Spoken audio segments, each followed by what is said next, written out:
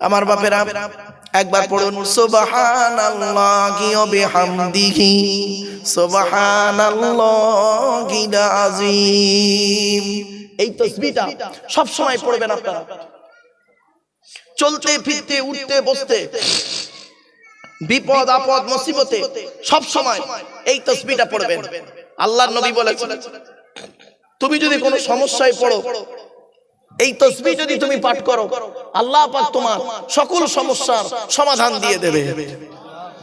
চলো, আল্লাহ পাক বলছেন ইউসুফ, আচ্ছা বাপেরা, আপনারা কি বিশ্বাস করেন আসমান পৃথিবী জমিনে যা কিছু আছে সকলে আল্লাহর ডাকে?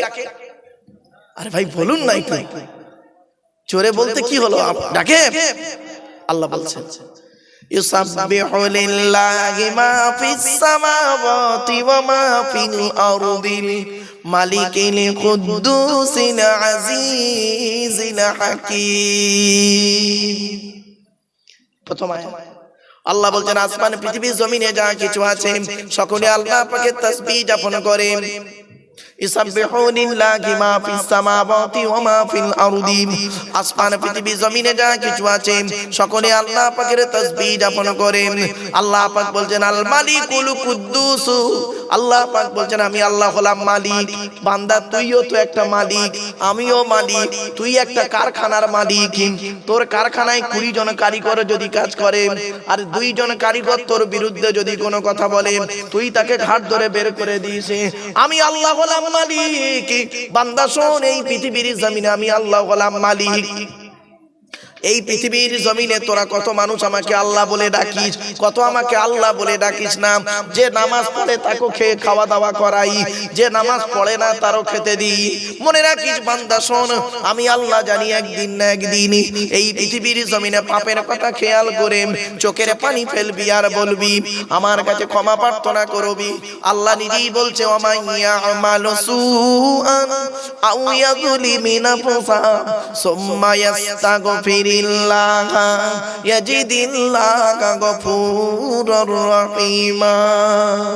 আল্লাহ নিজেই জানিয়ে দিচ্ছে 5 নম্বর পারার 15 নম্বর পৃষ্ঠা 10 নম্বর লাইন সূরার নাম সূরা নিসার মধ্যে আল্লাহ পাক বলে দিলেন বান্দা পৃথিবীতে তোরা পাপ করিস আমি আল্লাহ জানি।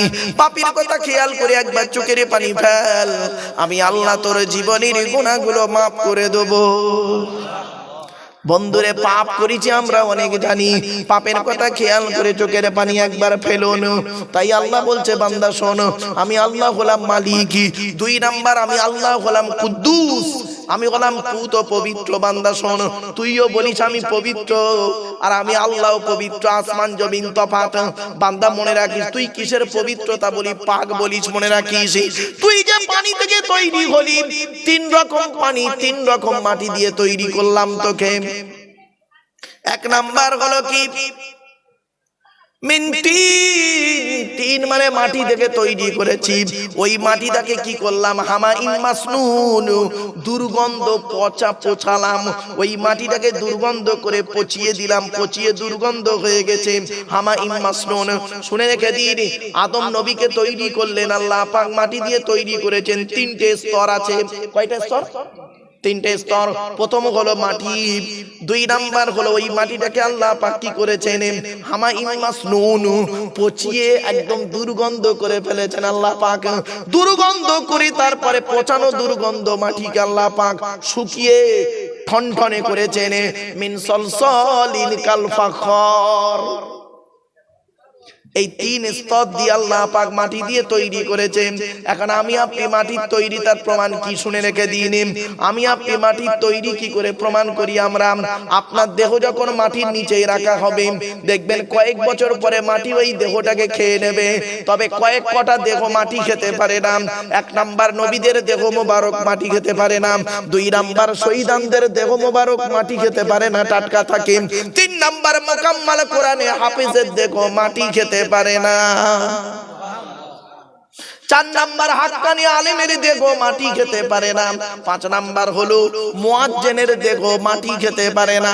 12 বছর যদি কেউ নিঃশর্তভাবে আযান দেয়, ওই দেহ মাটিতে টাটকা রয়ে যায়। 6 নাম্বার হলো কি হালাল খানেওয়ালা মানুষের দেহ। হারাম খেয়ে ও নামাজ পড়ছে, রোজা রাখছে, অনুরোধ করে বলে যাচ্ছি বাপ হারাম খাবার খাবেন না, হালালকে গ্রহণ করুন, হারামকে বর্জন করুন। এই কোরআনে আল্লাহ পাক 250টা হারাম আয়াত দিয়েছে, 250টা হালাল আয়াত দিয়েছে। কত কত কত 250 হারাম আছে, 250 হালাল আছে। কটা জানি? খুব গুড়িয়ে গাড়িয়ে গোটা 50 হবে। আমরা তো গোটা 50 জানি, খুব বেশি হলে টেনে টুনে। এই জন্য বলি বাবা, অল্প বিদ্যা নিয়ে কোনোদিন অহংকার করতে নেই। এ কোরআন হলো একটা সমুদ্র, এই সমুদ্রের আলোচনা করতে গিয়ে নিজেকে যেন অনেক বড় না মনে করি। আল্লাহ পাক নিজেই বলছেন, ফালিল্লাহিল হামদু রাব্বিস সামাওয়াতি ওয়া রাব্বিল আরদি রাব্বিল আলামিন ওয়া লাহুল কিবরিয়াউ ফিস সামাওয়াতি ওয়াল আরদি ওয়া হুয়াল আজিজুল হাকীম।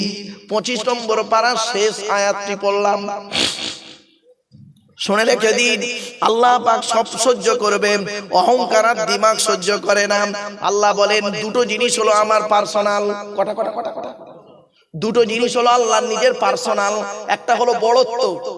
বড়ত্ব, বড়ত্ব মানে বুঝতে পারছেন আমার ভাষা? হাম হ্যাঁ, আমি সবকিছু জানি আর বাকি সব মূর্খ। এই বড়ত্ব, এটাকে আল্লাহ পছন্দ করে না। 2 নাম্বার, আল্লাহ বলে তুই কি বড়ত্ব রে? বড়ত্ব তো আমি করব। 2 নাম্বার হলো অহংকার। অহংকার তুই কি করবি? সামান্য পানি দিয়ে তোকে তৈরি করলাম, তুই আবার অহংকার দেখাস। অহংকার তো আমি আল্লাহই করব। দুটো জিনিস হলো আল্লাহর পার্সোনাল, একটা হলো বড়ত্ব, 2 নাম্বার হলো অহংকার। এই দুটো আল্লাহর পার্সোনাল জিনিস। এই দুটো জিনিস নিয়ে বান্দা যদি কখনো টানাটানি করে, আল্লাহ পাক তাকে জাহান্নামাই দিয়ে দেবেন। এই জন্য আল্লাহ পাক নিজেই কোরআনে বলেছেন, ওয়ালা তুসাইর খাদ্দাকা লিন-নাসি ওয়ালা তামশি ফিল আরদি মারহা ইন্নাল্লাহা লা ইউহিব্বু কুল্লা মুখতালিন ফাকুর। 21 নম্বর পারা 11 নম্বর পৃষ্ঠা 14 নম্বর লাইন, সূরার নাম সূরা লোকমানের মধ্যে আল্লাহ পাক বলে দিলেন, এই পৃথিবীতে এই জমিনে কোনোদিন অহংকার করে চলাফেরা করো না। আমি আল্লাহ কোনোদিন অহংকারকারীকে ভালোবাসি না। খবরদার নাই বাবা, কোনোদিন অহংকার করতে যাবেন না। টাকার অহংকার করবেন না, ধ্বংস হয়ে যাবেন। জ্ঞানের অহংকার করবেন না, আল্লাহ জিরো করে দেবে। জিরো বোঝেন? একটা উদাহরণ দেবো। আল্লাহ বলে কিসের অহংকার দেখাস? টাকা টাকা টাকা।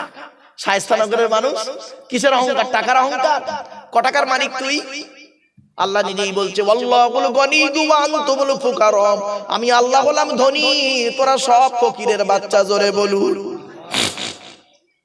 ও টাকা তোর, ও টাকা আমার। আমি তোকে দিয়েছি টাকা খরচা করতে। মনে রাখবি, কিয়ামতের মাঠে 3 শ্রেণীর লোকের বিচার হবে। 1 নাম্বার হলো বিচারকদের বিচার হবে। এই গ্রামের প্রধান, উপপ্রধান, এমএলএ, এমপি, এসডিও, বিডিও, থানার বড় বাবু, কোর্টের উকিল, হাকিম, মুক্তার, গ্রামের মোড়ল, এদের বিচার আল্লাহ আগে করবে। 2 নাম্বার বিচার হবে কার? পয়সাওয়ালাদের বিচার হবে। পয়সাওয়ালাদের। এদিকে তোকে অর্থ দিয়েছিলাম, টাকা পয়সা কোথায় ব্যয় করেছিস বল। ও মার খাওয়ার ভয়ে বলবে, আল্লাহ তোমাকে খুশি করার জন্য আমি টাকা পয়সা খুব দান খয়রাত করেছি। আল্লাহ বলবেন, কাজ্জাবতা, মিথ্যাবাদী। তুই এজন্যই দান করতে গিয়ে লোকে তোকে দানশীল লোক বলে রাখে। তুই আসল জায়গায় দান করতে কিনা অন্য জায়গায়, নকল জায়গায় দান করতি। জলসার জন্য 100 টাকা চাঁদা চাইলে তুই বলতি জলসা দিয়ে কি হবে। আর ওদিকে যদি একটা ড্যান্স হাঙ্গামা হচ্ছিল, সেখানে তোর কাছে একটা নায়ক নায়িকা আসার জন্য এসেছিল, আসবে বলে তোর কাছে চাঁদা চেয়েছিল, তুই কি বলেছিলি? 1000 টাকা চাঁদা দেবো, সামনের দিকে সিটটা দিবি। কিছু বুঝতে পারিনি না? ভাববে। 3 নাম্বার লোকের বিচার হবে, একজন আলেমের বিচার হবে, জ্ঞানী লোকের বিচার হবে। এদিকে আব্দুল্লাহ গিল মারুফ, এদিকে তোকে আমি জ্ঞান দান করেছিলাম, মনে আছে? হ্যাঁ। আল্লাহ ইউতিল হিকমাতা মান ইয়াশা ওয়া মান ইউতাল হিকমাতা ফাকাদ উতিয়া খায়রান কাসীরা ওয়া মা ইয়াযাক্কারু ইল্লা উলুল আলবাব। পারা নাম্বার 3 পৃষ্ঠা নাম্বার 4 লাইন নাম্বার 14, সূরার নাম সূরা বাকারা আল কোরআন। আল্লাহ বলছেন যে আমি আল্লাহ যাকে ভালোবাসি তাকে দ্বীনের ইলম দান করি। তোকে আমি দ্বীনের ইলম দান করেছিলাম, মনে আছে? হ্যাঁ। আল্লাহ তুই জ্ঞানটাকে নিয়ে কি করেছিস বল।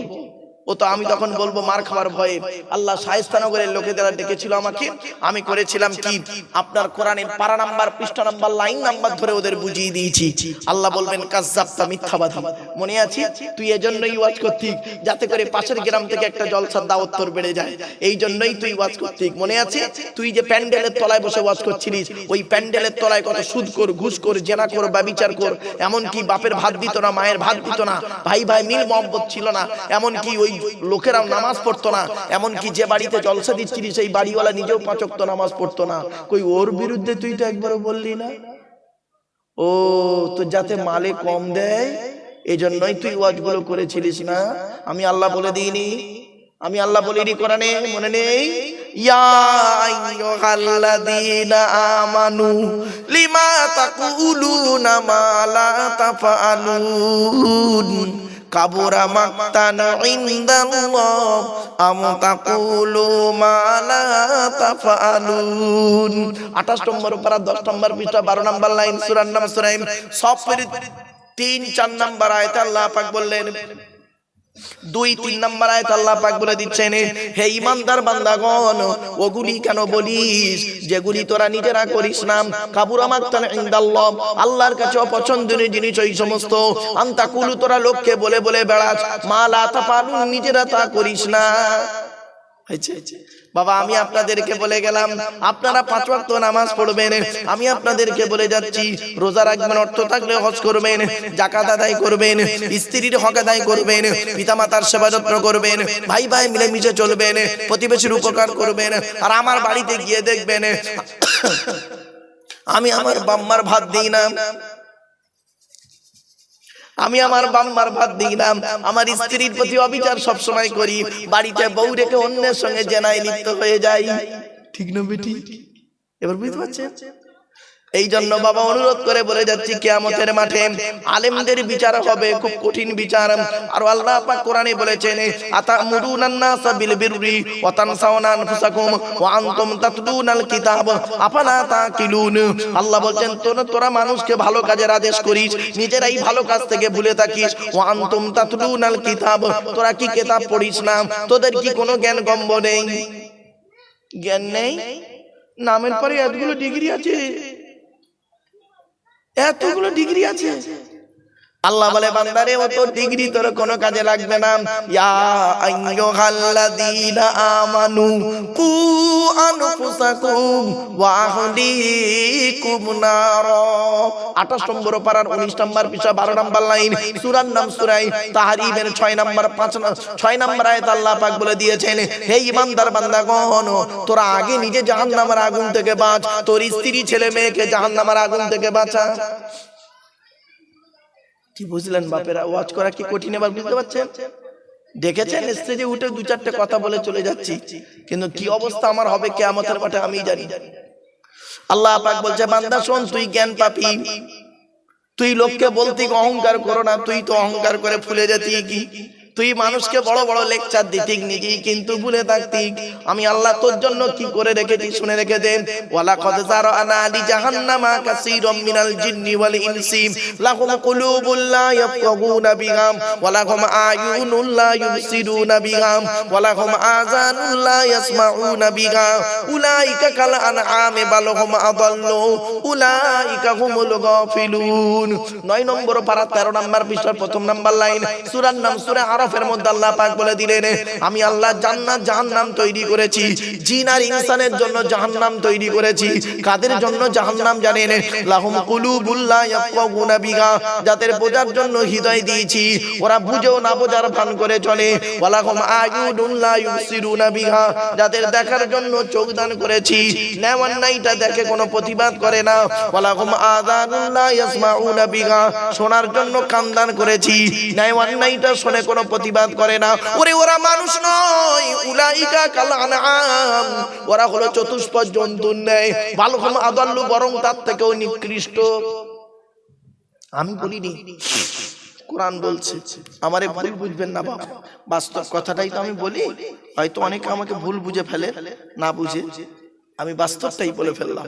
চলো 1 নম্বর আল্লাহ বলে বান্দা কিসের অহংকার দেখাস রে? শায়েস্তানগরের মানুষেরা টাকা ও টাকা আল্লাহুল গনিয়্যু ওয়া আনতুমুল ফুকারা, আমি আল্লাহ হলাম ধনী, তোরা সব ফকিরের বাচ্চা। 2 নাম্বার অহংকার। কিসের অহংকার? জ্ঞান, জ্ঞান, জ্ঞানের অহংকার। কতটা জ্ঞান অর্জন করেছিস? কোরআন বলছে ওমা উতিতুম মিনাল ইলমি ইল্লা কলিলা, পারা নাম্বার 15, পৃষ্ঠা নাম্বার 9, লাইন নাম্বার 6, সূরার নাম সূরা বনী ইসরাঈল। আল্লাহ বলেন আমি আল্লাহ সামান্য জ্ঞান তোকে দান করেছি, সামান্য জ্ঞান দান করেছি, তাই অহংকারে ফেটে পড়লি? কিসের জ্ঞান? সামান্য জ্ঞান। কয়েক কটা অক্ষর সিলেবাসের জ্ঞান, কয়েক কটা অক্ষরকে একত্রিত করে গোটা কত শব্দ তৈরি করলি তোরা, আর কয়েক কটা শব্দকে একত্রিত করে একটা বাক্য তৈরি করে কি বললি? There is a no God, Allah নাই। তো চোখ থেকে কয়েক হাজার কিলোমিটার দূরে চাঁদ, তাকে তুই দেখতে পাস, চোখের উপরেই কপাল, আয়নার সহযোগিতা ছাড়া দেখতে পাস না। ঠিক না বেটি? আমার ওয়াজ বুঝতে পারছেন বাবা? হ্যাঁ বাবা, আমার কথা বুঝতে পারছেন আপনারা? হ্যাঁ, আল্লাহ বলে তোর চোখ থেকে কয়েক হাজার কিলোমিটার দূরে চাঁদ, তাকে তুই দেখতে পাস, চোখের উপরেই কপাল, আয়নার সহযোগিতা ছাড়া দেখতে পাস না। কিসের অহংকার করিস? ক্ষমতা, ক্ষমতা। কোরআন বলছে ওয়াখুলিকাল ইনসানু দাঈফা, 5 নম্বর পারার 1 নম্বর পৃষ্ঠা সূরা নিসা, আমি মানুষকে দুর্বল করে তৈরি করেছি। মায়ের পেট থেকে যখন এলি তোর হাইট ছিল 1.5 ফুট, ওয়েট ছিল 3.5 থেকে 4 কিলো, তখন তো বলিসনি হিয়া সে লড়ঙ্গা হুয়া সে লড়ঙ্গা। ও বয়সটা এখন 25, খুব গরম দেখাচ্ছিস না? বয়সটা এখন 25, খুব গরম দেখাচ্ছিস না? দাঁড়া, 50টা পার হোক, 50টা পার হোক। পৃথিবীতে একটা রোগ তৈরি করেছি রে আমি আল্লাহ, পৃথিবীতে একটা রোগ দিয়েছি, রোগটার নাম কি জানিস? সুগার। অতিরিক্ত বাড়িয়ে দেবো, কখন পেচ্ছাপ ফিরছে নিজেও জানে না। ঠিক না বেটি? আল্লাহ বলে কিসের অহংকার দেখাচ্ছিস? চেয়ারের অহংকার। 5 বছরের জন্য ভোটে জিতিয়ে তোর একটা চেয়ার দান করব, 5 বছরের জন্য ভোটে জিতিয়ে তোর একটা চেয়ার দান করব। ওই চেয়ারের মর্যাদা যদি রাখতে পেরেছিস তো ভালো, পরের ইলেকশনে এমন হারাবো তুইও যা একটা টোটো ওলা ওটা। ঠিক না বেটি? 30 বছর আগে গ্রামের প্রধান ছিল, প্রচুর টাকার মালিক, এখন এখন আর সে প্রধানত্ব নেই, চলে গেছে বেচারা। এখন করে কি জানেন? টোটো চালিয়ে সংসার চালায়। কোথায় গেল? কিসের অহংকার? লাঠির বল, পাটির বল। ধরুন আপনাদের ওই উত্তর 24 পরগনার সব থেকে বড় গুন্ডা, উদাহরণ দিচ্ছি বাবা, খারাপ ভাববেন না। উত্তর 24 পরগনা ধরুন সব থেকে বড় গুন্ডা, রাস্তা দিয়ে যখন চলে 40টা বডিগার্ড নিয়ে চলে। সামনে 10টা বডিগার্ড, পেছনে 10টা বডিগার্ড, ডান দিকে 10টা বডিগার্ড, বাম দিকে 10টা বডিগার্ড, 40টা বডিগার্ড নিয়ে AK-47 রাইফেল নিয়ে চলে। জনগণ তার সামনে মুখ খুলতে পারে না ভয়েতে। আল্লাহ বলে এই 40টা বডিগার্ডের বাবার ক্ষমতা নাই, ওর ভেতর থেকে আমি আল্লাহ তোর 12টা বাজাবো। দেখবি লাল লাল কাঠ পিঁপড়ে, লাল লাল কাঠ পিঁপড়ে 4 পিস লুঙ্গির ভেতর ঢুকিয়ে দেবো, এমন জায়গায় কামড়াবে, ছটপট ছটপট ছটপট ছটপট ছটপট করছে। তখন বডিগার্ডরা বন্দুক নিয়ে বলছে স্যার, স্যার কি হয়েছে স্যার, স্যার কি হয়েছে স্যার? তখন বলছে দেখ তো স্যার, 4টা কাঠ পিঁপড়ে ঢুকে গেছে লুঙ্গির ভেতরে, এমন জায়গায় কামড়াচ্ছে, ফুলে যাচ্ছে, দেখাতেও পাচ্ছে না, বের করতেও পারছি না, কি করবো বল? তখন বডিগার্ডরা বলছে স্যার দাঁড়ান, একটা মিটিং করি। মিটিং? বলে কি মিটিং? বলে স্যার সিদ্ধান্ত একটাই হয়েছে, ফায়ার করব, ফায়ার করব। হুট হুট লুঙ্গির ভেতরে ফায়ার করবি, শেষ। বাপেরা বাড়ি থেকে ভাব, চলো। তাই আল্লাহ বলে বান্দা শোন, ইউসাব্বিহু লিল্লাহি মা ফিস সামাওয়াতি ওয়া মা ফিল আরদিল মালিকিল কুদ্দুসিল আজিজিল হাকীম। আসমান পৃথিবী জমিনে যা কিছু আছে সকলে আল্লাহ পাকের তাসবিহ যাপন করে। আমি আল্লাহ হলাম মালিক, ক্ষমতাবান। 2 নাম্বার হলো আমি আল্লাহ হলাম মালিক, 2 নাম্বার আমি আল্লাহ হলাম কুদ্দুস। আমি পুত পবিত্র বান্দারি, আমি হলাম কুদ্দুস। 3 নাম্বার আমি আজিজ, আমি আল্লাহ হলাম ক্ষমতাশীল, ক্ষমতাবান।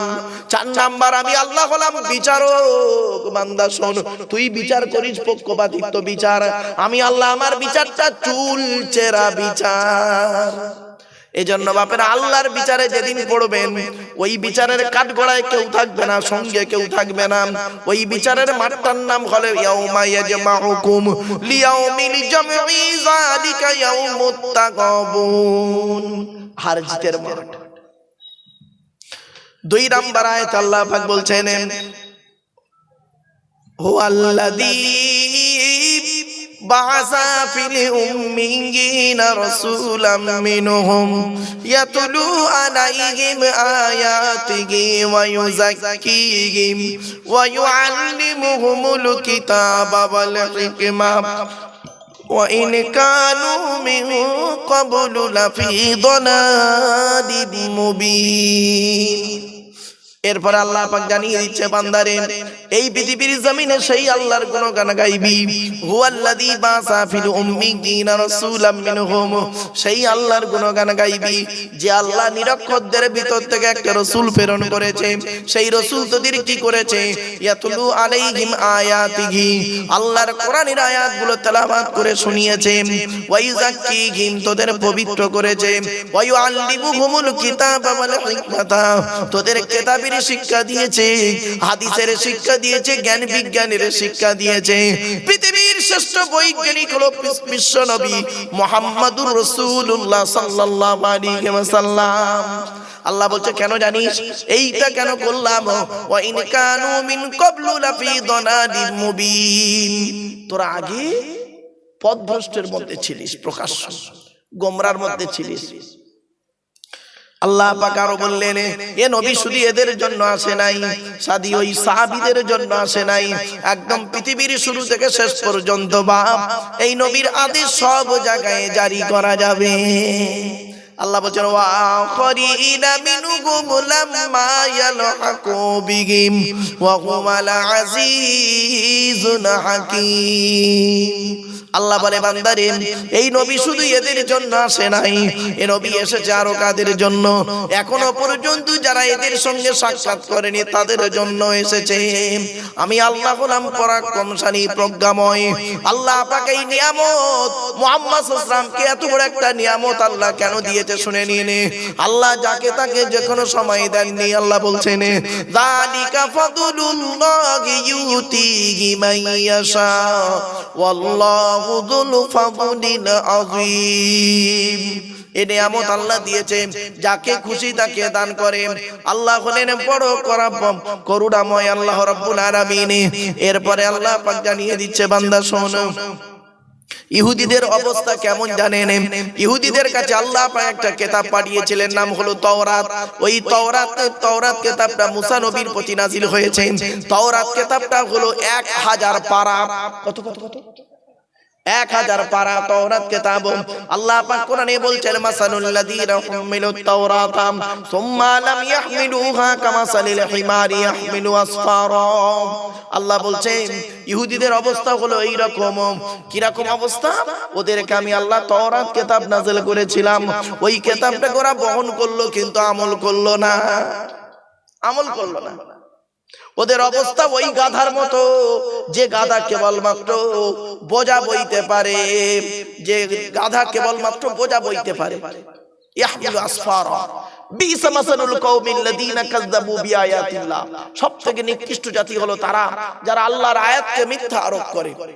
আল্লাহর আয়াতকে মিথ্যা আরোপ করে। ওয়াল্লাহু লা ইয়াহদিল কওমাজ যালিমিন। আল্লাহ পাক কোনদিন জালেম কওমকে হেদায়েত করেন না। আর মুসলমানদের অবস্থা হচ্ছে এমন, কিরকম জানেন? এদের কিছু কিছু অবস্থা হয়ে গেছে ইহুদিদের মতো অবস্থা।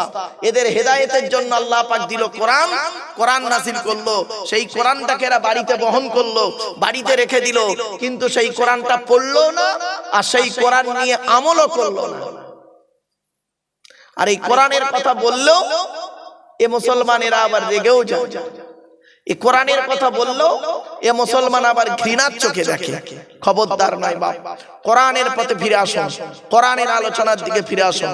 আপনাদের হাতে ধরে বলে যাচ্ছি, এই জলসার কমিটি বা এই জলসার বাড়িওয়ালা ভাইয়ের আত্মীয় সকলকে আমি বলে যাচ্ছি, এখানে যত মানুষ বসে আছেন আপনাদের হাতে ধরে পায়ে ধরে বলে যাচ্ছি বাপ, অনুরোধ করে বলে যাচ্ছি, মসজিদের ইমাম সাহেবের কাছে বসে 1 বছরে কোরআনটা শিখে নেবেন, কোরআন শিখে নেবেন, কোরআন শিখে নেবেন। কোরআন এমন এক কিতাব, আপনি পড়লেও নেকি, শুনলেও নেকি। জোরে বলুন সুবহানাল্লাহ। এরপরে ইহুদিদের ধারণা কি জানেন? শুনে নিন। ইহুদিদের ধারণা হলো, আচ্ছা মুসলমানদের ধারণা কি বলুন আগে, তারপরে ইহুদিদের বলবো। মুসলমানদের ধারণা হলো আমরা আল্লাহর জান্নাতবাসী মানুষ, তাই তো নাকি? আরে ভাই বলুন না। মুসলমানদের ধারণা হলো যে আমরা ঈমান এনেছি, নবীদের উপরে ঈমান এনেছি, আল্লাহর উপরে ঈমান এনেছি, কিতাবকে বিশ্বাস করেছি, সুতরাং আমরা ভালো কাজ করছি, আমরা জান্নাতি, বাকি সব জাহান্নামী, তাই তো? তো ইহুদিদের এরকম ধারণা আছে। ইহুদিরা বলে আমরা সব জান্নাতি, বাকি সব জাহান্নামী। খ্রিস্টানদের ধারণা হলো আমরা জান্নাতি, বাকি সব জাহান্নামী। তাই আল্লাহ পাক বলছেন, এই কথা নবীর কানে এসে পৌঁছায়। একজন ব্যক্তি এসে নবীকে বলেন, ইয়া রাসূলুল্লাহ, ইহুদিদের মধ্যে আলোচনা হচ্ছে যে আমরা হলাম আল্লাহর প্রিয় ব্যক্তি, আমরা হলাম আল্লাহর প্রিয় ব্যক্তি, আর বাকি সব জাহান্নামী। তো ইয়া রাসূলুল্লাহ, আমরা আপনার প্রতি ঈমান এনেছি, কোরআনের প্রতি ঈমান এনেছি, কোরআন মোতাবেক জীবন যাপন করছি, আপনার কথা মোতাবেক জীবন যাপন করছি, তাহলে আমাদের অবস্থা কি? আল্লাহ পাক এই আয়াতটা তখন নাজিল করে জানিয়ে দিলেন কি, নবী, ইহুদিরা যে বলছে আমরা আল্লাহর প্রিয়, তাহলে নবী তুমি ওদের সঙ্গে একটা চ্যালেঞ্জ করো। চ্যালেঞ্জ করো। কি চ্যালেঞ্জ? যে তোমরা যদি আল্লাহর প্রিয় হও, আর আমিও মুহাম্মদ সাল্লাল্লাহু আলাইহি ওয়াসাল্লাম বলছি আমিও আল্লাহর প্রিয়, তাহলে চলো ফাঁকা মাঠে তোমরা আল্লাহর কাছে হাত তুলবে, আমরা আল্লাহর কাছে হাত তুলবো। এটাই বলবো, আল্লাহ এই দুই দলের মধ্যে যারা হক পথে আছে তারা বেঁচে থাকবে, যারা অন্যায় পথে আছে তাদেরকে এক্ষুনি ধ্বংস করে দাও। চলো দেখি পারবে? আল্লাহ পাক নবী মুহাম্মদ সাল্লাল্লাহু আলাইহি ওয়াসাল্লামকে বলছেন তুমি ওদের সঙ্গে এই চ্যালেঞ্জটা করো, ব্যাস। আল্লাহ পাক বলছেন নবী দেখবে, তুমি যখন ওদেরকে বলবে চলো, তোমরা ইহুদিরা তো বলছো আমরাই আল্লাহর প্রিয়, আর মুসলমান মুহাম্মদ সাল্লাল্লাহু আলাইহি ওয়াসাল্লামের মতে মানে মুহাম্মদ সাল্লাল্লাহু আলাইহি ওয়াসাল্লামের দলে যারা আছে ওরা সব জাহান্নামী, ওরা আল্লাহর প্রিয় নয়। তো ঠিক আছে, চলো আমরা চলো একটা মাঠে গিয়ে আল্লাহর কাছে আমরা হাত তুলে দোয়া চাইবো যে আল্লাহ আমাদের মধ্যে যারা দুই দলের মধ্যে যে দল খারাপ আপনি তাদের জাহান্নামায় দেবেন, ধ্বংস করে দেন, যারা ভালো তাদেরকে বাঁচিয়ে রাখুন। আল্লাহ বলছে এই চ্যালেঞ্জটা করো ওদের সাথে, দেখবে ইহুদিরা জীবনে কোনোদিন এই চ্যালেঞ্জে তোমার সঙ্গে আসবে না। কারণ ওরা পৃথিবীতে বহু নবীকে হত্যা করেছে, বহু নবীর প্রতি অত্যাচার করেছে, ওরা এমন একটা অভিশপ্ত জাতি। ওরা যদি একবার হাত তুলে দোয়া চায়, বলে আল্লাহ আমি মুহূর্তের মধ্যে ওদের ধ্বংস করে দেবো। আর ইহুদিরা এটাই জানে যে আমরা যদি আল্লাহর কাছে চাই এখনই আল্লাহ আমাদের ধ্বংস করে দেবে। অনেক ঘটনা আছে বাপ, এখান থেকে ইহুদিদের আলোচনা, ব্যাপক আলোচনা বাপ, ওদিকে আর যাচ্ছে না, সূরাটা আমাকে শেষ করতে হবে। চলুন আয়াতটা এবার পড়ি। قل يا أيها الذين هادوا إن زعمتم أنكم أولياء لله من دون الناس فتمنوا الموت إن كنتم صادقين। আল্লাহ পাক জানিয়ে দিচ্ছেন, কুল নবী তুমি বলো, ইয়া আইয়ুহাল্লাযীনা হাদু, হে ইহুদিরা, ইন জামতুম যদি তোমরা ধারণা করো, আন্নাকুম আউলিয়াউ লিল্লাহি মিন দুনিন নাস, আমরা হলাম আল্লাহর খুব প্রিয়, বাকি মানুষরা আল্লাহর প্রিয় নয়, তাহলে চলে এসো, ফাতামান্নাউল মাউতা, তোমরা চলে এসো, মৃত্যু কামনা করব, তোমরা মৃত্যু কামনা করো, ইন কুনতুম সাদিকিন, যদি তোমরা সত্যবাদী হয়ে থাকো। আল্লাহ পাক নিজেই বলে দিচ্ছেন, ওয়ালা ইয়াতামান্নাউনাহু আবাদাম বিমা কদ্দামাত আইদিহিম, ওরা কখনোই মৃত্যু কামনা করবে না নবী, কারণ ওরা পৃথিবীতে যে পাপ কাজগুলো করেছে আমি আল্লাহ, ওরা যদি একবার মৃত্যু কামনা করে ওদের ধ্বংস করে দেব। ওয়াল্লাহু লা ইয়াহদিল কওমাজ জালিমিন, আল্লাহ পাক কোনদিন জালিম কওমকে হেদায়েত করেন না। এরপরে আল্লাহ পাক বলছেন, নবী তুমি বলো, قل إن الموت الذي تفرون منه فإنه ملاقيكم ثم تردون إلى عالم الغيب والشهادة فينبئكم بما كنتم تعملون قل নবী তুমি বলো ইন্নাল মাউতাল্লাযী মরণ থেকে তোমরা কোথায় পালাবে তাফিরুনা মিনহু মৃত্যু থেকে তোমরা কোথায় পালাবে মরণ তোমাদের আচানক গিয়ে ধরবে ফাইন্নাহু মুলাকিকুম মরণ তোমাদের আচানক গিয়ে ধরবে সুম্মা তুরাদ্দুনা ইলা আলিমিল গায়বি ওয়াশ শাহাদা আর মৃত্যুর পরে তোমাদেরকে আমার কাছে ফিরে আসতে হবে ফায়ুনাব্বিউকুম বিমা কুনতুম তা'মালুন পৃথিবীতে তোমরা যে পাপ কাজ ভালো কাজ করেছো সমস্ত খবর আমি আল্লাহ তোমাদের দিয়ে দেব আমার বাপেরা শুনে রেখে দিন পাঁচটা জিনিস বান্দা কারোর বলার ক্ষমতা নেই কয়টা পাঁচটা এক নাম্বার আল্লাহ বলছেন ইন্নাল্লাহা ইনদাহু ইলমুস সাআ কিয়ামত কবে হবে বান্দা কারোর বলার ক্ষমতা নেই দুই নাম্বার হলো ওয়াইনাজিলুল গায়স কোন মেঘে কতটা পানি বর্ষণ হবে বান্দা কারোর বলার ক্ষমতা নেই তিন নাম্বার ওয়া ইয়ালামু মা ফিল আরহাম মায়ের পেটে কি আছে ওটা কেউ বলতে পারবে না চোর হবে না ডাকাত হবে আলেম হবে না হাফেজ হবে চার নাম্বার ওয়া মা তাদরি নাফসুম মাযা তাকসিবু গাদা আগামী কাল বান্দা কি খাবার খাবে কত টাকা উপার্জন করবে এ বলার ক্ষমতা তোমাদের কারোর নেই পাঁচ নাম্বার ওয়া মা তাদরি নাফসুম বিআইয়ি আরদিন তামুত কোন জমিনে কোথায় কি অবস্থায় কেমন করে তোমাদের মৃত্যু হবে এ বলার ক্ষমতা তোমাদের কারণ নেই একমাত্র আমি আল্লাহই জানি জোরে বলো শুনেনি মায়ের পেটে বাচ্চা যখন আসে আল্লাহ পাক 340 কেটে গেলে অর্থাৎ 4 মাস যখন হয়ে যায় আল্লাহ পাক এক ফেরেশতা পাঠিয়ে তিনটে জিনিস লিখে দেয় এক নাম্বার আল্লাহ বলে লেখ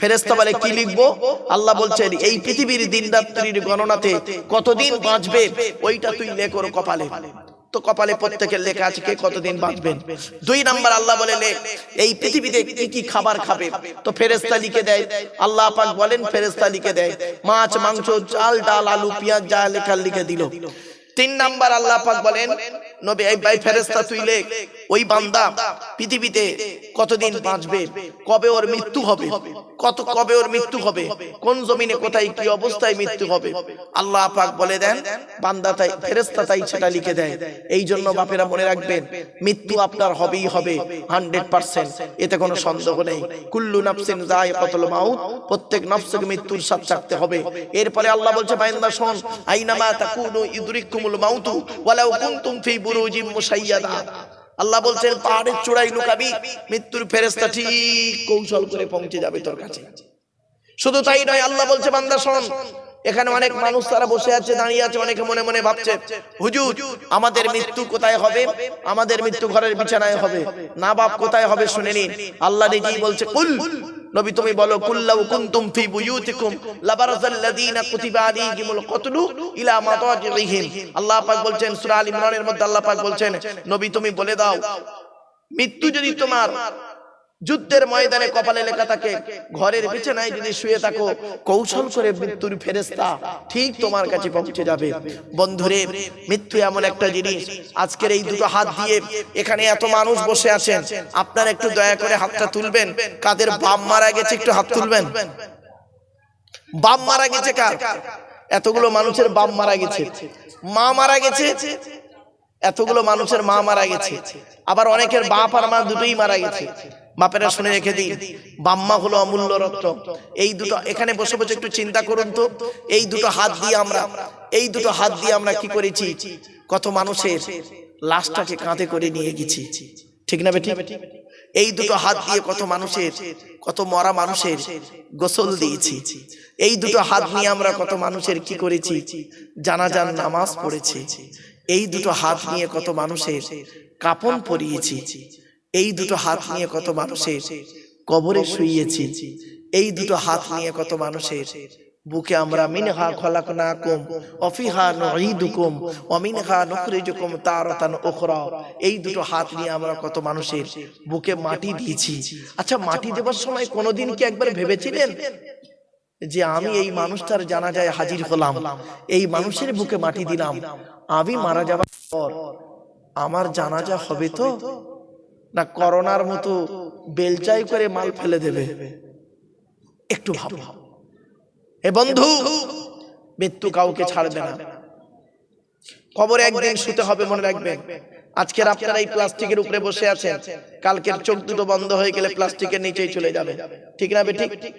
যে জায়গায় যাবেন, যে ঘরটায় যাবেন, ঘরটার নাম হলো কবর। কি কবর? কবর চারটে কথা বলে। এক নাম্বার কবর বলে আমি কবর দরজা জানালা ছাড়া ঘর, আমি কবর আমার কাছে দরজাও নেই জানালাও নেই।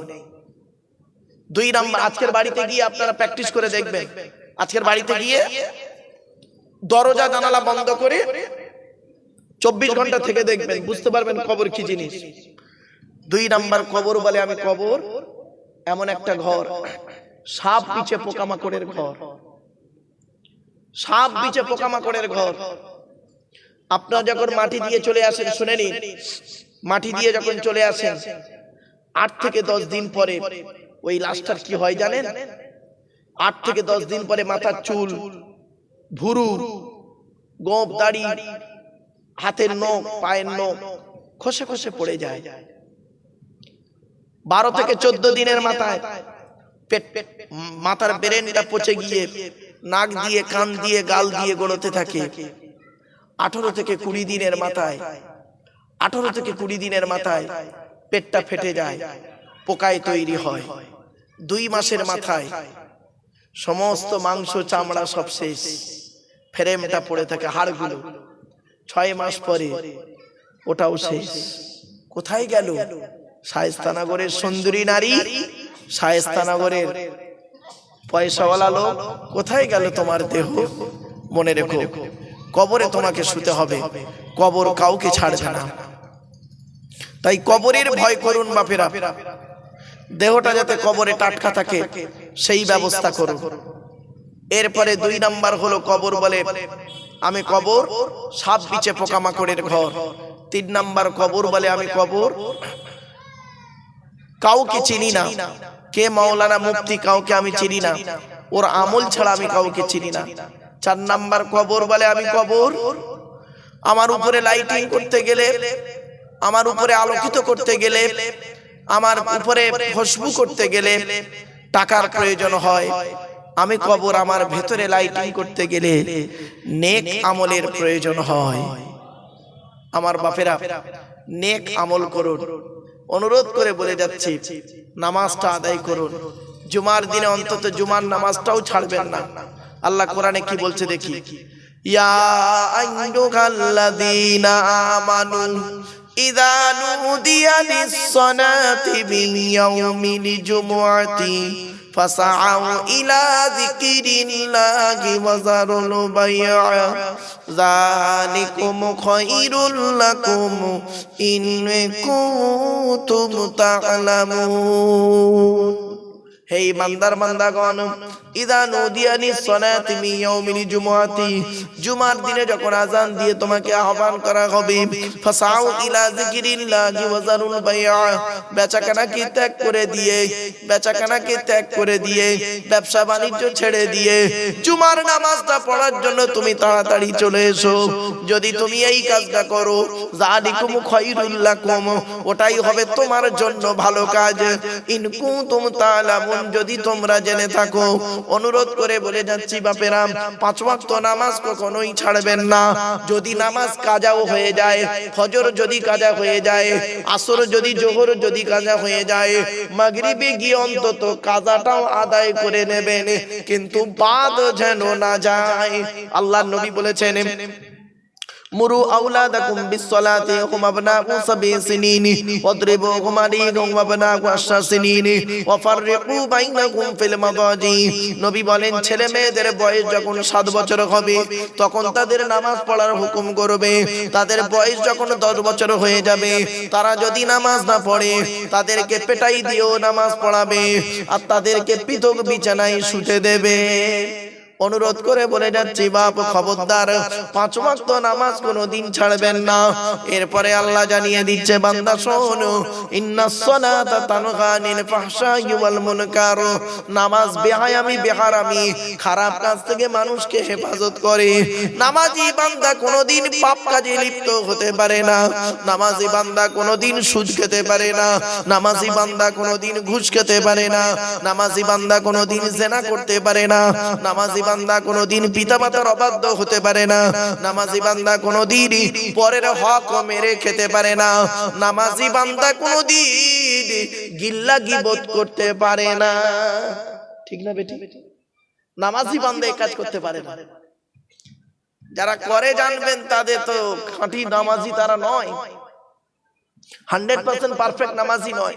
ওই নামাজ পড়তে হয় ফর্মালিটি মেনটেন করে, ফজর জোহর আসর মাগরিব এশা আজান হলে যেতে হয়, রাকাত পড়তে হয়, রুকু সাজদা দিতে হয়, এইটুকুই জানে। নামাজি বান্দা এই পাপ কাজগুলো কখনোই করতে পারে না। তাই অনুরোধ করে বলে যাচ্ছি বাবু, এই পৃথিবী ছেড়ে যেদিন চলে যাবেন সেই দিন কেউ কারোর খবর রাখবে না, ওই মাঠটায় কেউ কারোর খবর নেবে না। আল্লাহ নিজেই কোরআনে বলেছেন, ইয়া আইয়ুহান নাসুত্তাকু রাব্বাকুম ওয়াখশাউ ইয়াওমান লা ইয়াজজি ওয়ালিদুন আন ওয়ালাদিহি ওয়ালা মাউলুদুন হুয়া জাযিন আন ওয়ালিদিহি শাইয়্যা ইন্না ওয়া'দাল্লাহি হাক্কুন ফালা তাগুররান্নাকুমুল হায়াতুদ দুনিয়া ওয়ালা ইয়াগুররান্নাকুম বিল্লাহিল গরুর। সূরা লোকমানের মধ্যে আল্লাহ বলে দিলেন, হে মানব জাতি, সেই দিনের ভয় তোরা কর যেদিন বাপ তার ছেলের কোনো উপকার করতে পারবে না, ছেলে তার বাপের কোনো উপকার করতে পারবে না, ভাই তার বোনের কোনো উপকার করতে পারবে না। সেই দিন প্রত্যেকেই নিজের নিয়ে পড়ে থাকবে। সেই দিনের ভয় তোরা কর। ইয়াউমা ইয়াফিরুল মারউ মিন আখিহি ওয়া উম্মিহি ওয়া আবিহি ওয়া সাহিবাতিহি ওয়া বানিহি। বাপেরা, সেই দিনের ভয় করুন। পৃথিবীতে লোকের দুটো বড় বড় কথা বলে, লোকের খেচ্ছা করে, গিল্লা গিবত গিয়ে অ্যাঙ্গেলে দুটো মান অপমানজনক কথাবার্তা বলে বড় হওয়া যায় না বাপ। মনে রাখবেন, কারোর উল্টো পাল্টা বলে বুদ্ধুর নাম বদনাম করে বড় হওয়া যায় না গো বাপ। আল্লাহ যাকে বড় করে সেই বড় হয়। ঠিক না বেটি? আল্লাহর এই দাওয়াত, এই জলসার দাওয়াত মনে রাখবেন, এই কোরআনের আলোচনা আল্লাহ যাকে খুশি তার দ্বারাই করিয়ে নেয়। ঠিক না বেটি? আরশে আজিমে দাওয়াত সেটিং হয়, বান্দার হাতে দায়িত্ব নয় বাবা, এটা মনে রাখবেন। চলো, এরপরে আল্লাহ বলে বান্দা শোন, নামাজ যখন কমপ্লিট হয়ে যাবে তোরা তখন কি করবি? ফাইদা কুদিয়াতিস সালাতু ফান্তাশিরু ফিল আরদি ওয়াবতাগু মিন ফাদলিল্লাহ। আল্লাহ পাক কোরআনের মধ্যে বলে দিলেন, ফাইদা কুদিয়াতিস সালাতু, যখন নামাজ কমপ্লিট হয়ে যাবে, ফান্তাশিরু ফিল আরদি, জমিনের মধ্যে ছড়িয়ে পড়বে, ওয়াবতাগু মিন ফাদলিল্লাহ, আল্লাহর করুণা অন্বেষণ করবে, অর্থাৎ হালাল ইনকাম করবে, হারাম খাবার কখনোই খেতে যেও না। মনে রাখবেন, হারামের বিরিয়ানি ভাতের থেকে হালালের ডাল ভাতটাই ভালো। বুঝতে পারলেন না? হারামের বিরিয়ানি ভাতের থেকে হালালের ডাল ভাতটাই ভালো। তাই আমার বাপেদের বলে যাচ্ছি, আজকের এই বাপে মায়ে ভাইয়ের বাম্মা সব রেশানির জন্য আপনারা এসেছেন। শুধু ভাববেন না এই বাড়িওয়ালার বাম্মার সব রেশানি আমরা এসেছি বলি ওর বাম্মার সব রেশানি না, প্রত্যেকের বাপ আর মায়ের দোয়ার মজলিস। আল্লাহর নবী বলেছেন বাম্মার খেদমত করো। শুধু তাই নয়, নবী কোরআনেও বলা হয়েছে বাম্মার সেবা যত্ন করো।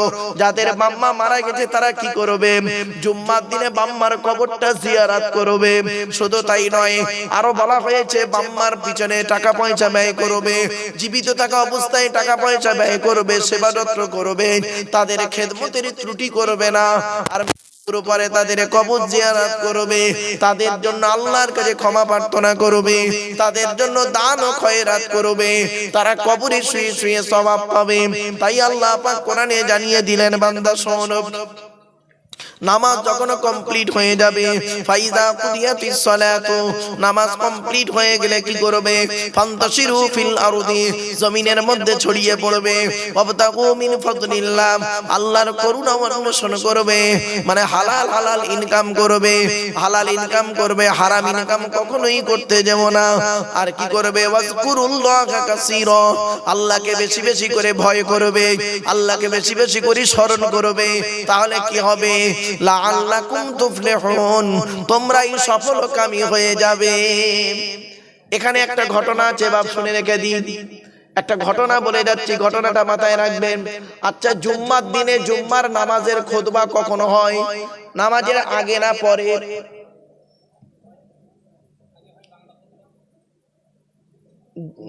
বাংলা খুতবার কথা বলছি না, নামাজের আগে। আর ঈদের দিনে নামাজের খুতবা কখন হয়? কেন? কারণটা কি? এই কোরআন তার ইঙ্গিত দিচ্ছে, শুনে নিন। আল্লাহর নবীর জামানায় প্রথম যুগে জুম্মার নামাজের খুতবা ঈদের মতো নামাজের পরেই হতো, নামাজের পরেই খুতবা হতো। তো নবীজি একদিন নামাজের 2 রাকাত নামাজ পড়িয়েছেন, নামাজ পড়িয়ে সাহাবীদেরকে খুতবা দিচ্ছে মসজিদের মেম্বারে দাঁড়িয়ে দাঁড়িয়ে। মসজিদ ভর্তি লোক, নবীজি খুতবা দিচ্ছেন, নামাজ হয়ে গেছে। এবারে হঠাৎ মদিনার বাজারে ফেরিওয়ালারা এসেছে। ফেরিওয়ালা বোঝেন? আমি বলি, এরা ফেরিওয়ালারা এসেছে ভালো মন্দ মালপত্র বিক্রি করতে। নবীজি খুতবা দিচ্ছেন এদিকে, আর একটা একটা করে লোক সাহাবী উঠে উঠে চলে যাচ্ছে ওই ভালো ভালো মালগুলো কিনবে বলে। এইরকম নবীজি দেখতে পাচ্ছেন, কিন্তু উঠে চলে যাচ্ছে, ও উঠে যাচ্ছে, ও উঠে যাচ্ছে, উঠে উঠে যাচ্ছে একটা একটা করে। নবীজি কিন্তু কিছু বলছেন না, খুতবা দিয়ে যাচ্ছে। খুতবা কমপ্লিট, মসজিদ পুরো ফাঁকা, মাত্র 12 জন সাহাবী বসে আছে। কতজন? এই 12 সংখ্যাটা মনে রাখবেন। 12 জন সাহাবী বসে আছে, বাকি সব চলে গেছে। ওই যে সাহাবীরা চলে গেছেন, ওদের উদ্দেশ্য কি ছিল? ওরা যে খুতবা শুনবে না এই উদ্দেশ্য নয়, তাদের উদ্দেশ্য ছিল এটাই যে আমরা তো রাসূলুল্লাহর দরবারে সব সময় আসি, খুতবা সব সময় শুনতে পাবো, ওই ভালো ভালো মালগুলো কিনে নি, পরে খুতবা শুনে নেব। কিছু বুঝতে পারছেন? নবীজি খুতবা দিয়ে দিলেন। খুতবা শেষ করে দেখছেন 12 জন লোক বসে আছে, বাকি সব চলে গেছে। নবীজি বলছেন, এই আমি পৃথিবীতে আছি তোমাদের সামনে, তোমাদের সামনে থাকা অবস্থায় যদি এই অবস্থা হয়, তাহলে আমার ইন্তেকালের পরে কি হবে? নামাজ পড়বে আর লোক চলে যাবে, খুতবাই শুনবে না। অতএব আগামী জুম্মা থেকে নামাজের, এই জুম্মার নামাজের আগে খুতবা হবে। পরের জুম্মাতে নবীজি করলেন কি? জুম্মার নামাজের আগে খুতবা দিতেন। তখন এক সাহাবী জিজ্ঞাসা করলেন, ইয়া রাসূলুল্লাহ, তাহলে ঈদের নামাজটা কি হবে? নবীজি বললেন, ঈদ হলো খুশির দিন, সুতরাং ঈদের নামাজের খুতবা যেমন নামাজের পরে হয় তেমন নামাজের পরেই হবে, জুমার নামাজের খুতবা নামাজের আগে হবে। আচ্ছা, জোহরের নামাজ ফরজ ক রাকাত? 4 রাকাত। আর জুম্মার নামাজ ক রাকাত? কেন? জোহরের পরিবর্তে তো জুম্মা, তাহলে 2 রাকাত কেন? 2 রাকাত নামাজ আর 2 রাকাত খুতবার জন্য। এজন্য খুতবা শোনা ওয়াজিব। অনেক সময় মানুষ খুতবা শুনে অবদ্ধরের মতো, এটা ঠিক না। অনেকে তো খুতবাই শোনে না, নামাজের টাইম হয়ে গেছে, জামাতে ইকামত দিচ্ছে, তখন গিয়ে দাঁড়িয়ে গেল, 2 রাকাত নামাজ পড়ে পালিয়ে গেল। বাপেরা এটা করবেন না বাপ।